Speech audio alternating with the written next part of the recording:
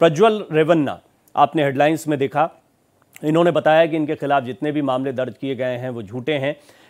दरअसल प्रज्वल रेवन्ना ने एक वीडियो जारी किया है। 31 मई को एसआईटी के सामने उनको पेश होना है। मुझ पर लगे सभी आरोप झूठे हैं, ये बात इस वीडियो में प्रज्वल रेवन्ना ने कही है। आपको बता दें, कर्नाटक सेक्स स्कैंडल के मामला सामने आने के बाद से प्रज्वल रेवन्ना फरार चल रहा है। पिछले दिनों जानकारी सामने आई थी कि मामले के तूल पकड़ने के बाद वो विदेश भाग गया। इस बार भी हासन लोकसभा सीट से प्रज्वल रेवन्ना ने लोकसभा का चुनाव लड़ा है। ये मामला कर्नाटक के चुनाव में बहुत छाया रहा था। रेवन्ना एक इन्फ्लुएंशियल परिवार की तरफ से आते हैं और जेडीएस के ऊपर बड़े गंभीर आरोप लगे। जेडीएस और भारतीय जनता पार्टी इस बार मिलकर चुनाव लड़ रहे हैं।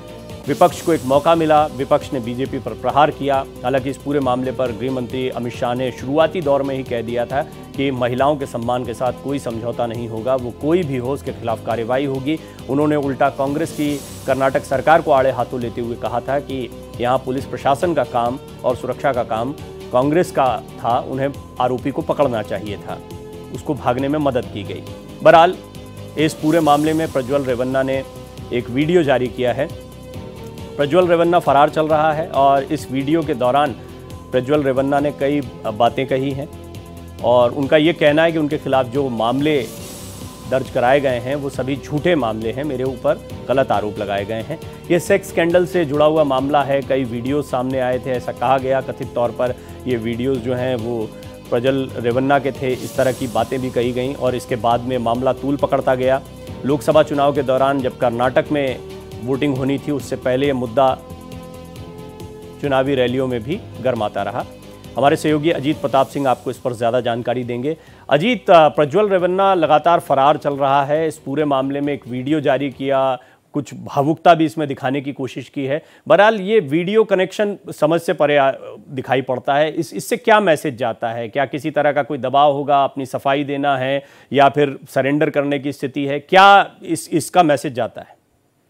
देखिए, ये कर्नाटक का अब तक का सबसे बड़ा सेक्स स्कैंडल है और चुनाव के दूसरे चरण में उस समय ये सामने आया था और ठीक चुनाव के बाद प्रज्वल रेवन्ना बेंगलोर से भाग गया था जर्मनी, फ्रैंकफर्ट, और उसके बाद अभी 2 दिन पहले एच.डी. देवेगौड़ा, जो कि पूर्व प्रधानमंत्री रहे, उन्होंने एक दबाव बनाया, स्टेटमेंट जारी किया और कहा कि जहां कहीं भी हो जल्दी आओ और इन्वेस्टिगेशन ज्वाइन। तो इसी सिलसिले में कई तरफ से दबाव डाला गया।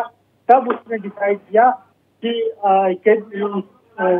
31 मई को सुबह 10 बजे वो एसआईटी के सामने पेश होगा और खुद स्टेटमेंट जारी करके प्रज्वल रेवन्ना ने जारी किया है वीडियो, और जिसमें बताया है कि वो इंडिया आ रहा है और माफी चाहता है कि वो जहाँ पे गया उसके बारे में किसी को जानकारी नहीं दी।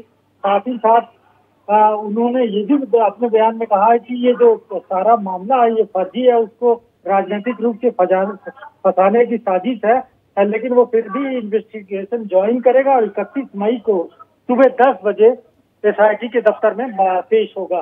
तो कुल मिलाकर एक तरह से अपने बचाव करने की कोशिश है, लेकिन जिस तरह की धाराएं और जिस तरह से केसेस दर्ज किए हैं, ऐसा लगता नहीं है कि कोई बड़ी राहत मिलेगी।